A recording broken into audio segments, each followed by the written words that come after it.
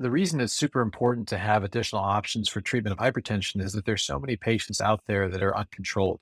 Even those that see us in the clinic can often have elevated blood pressures, but just think of all those that don't even make it to see physicians. The burden of hypertensive risk in terms of heart disease and beyond is staggering. And so it's great to have new options to treat it. Ultimately, if renal denervation is approved, I think the patients that could benefit are going to be those that are difficult to control, despite best measures that are taken with conventional approaches, such as lifestyle modification and medications. There are other patients who have intolerance to medications or don't want to take them, and there are additional category that might be able to benefit. But I think it's important to first try to manage them with conventional means and then add this as a potential adjunct to those conventional means if necessary. The reason that we did the RADIANCE II trial was to build upon prior trials such as RADIANCE HTN Solo and Trio, which had demonstrated that renal denervation could lower blood pressure in comparison with a sham. This was a larger trial. It enrolled more patients in a 2-to-1 design randomizing to denervation versus sham.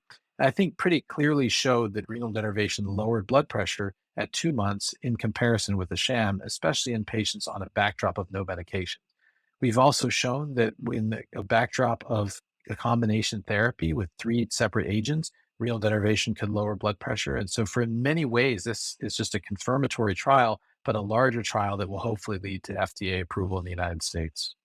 Radiance 2 is a trial that looked at a primary endpoint at 2 months, and we showed that blood pressure could be lowered. The key things that need to happen, though, further with this trial is to see what happens when we add medications back to achieve further levels of control. Based upon what we've shown from prior studies, we would anticipate that you need less medicines added back to the denervation arm compared to the sham arm to achieve a similar level of control.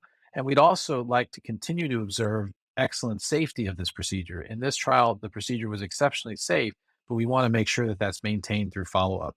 So, really, it's about durability, it's about safety, and we're going to be following these patients out to 5 years to determine both of those.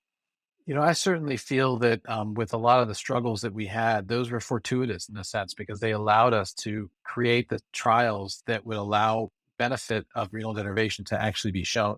They also allowed device iterations to be made. And those two things together have now allowed us to really believe in this data that shows a treatment effect of renal denervation compared to sham. I'll also just state really quickly that it's not just the mean treatment effect of 6.3 millimeters of mercury relative to sham.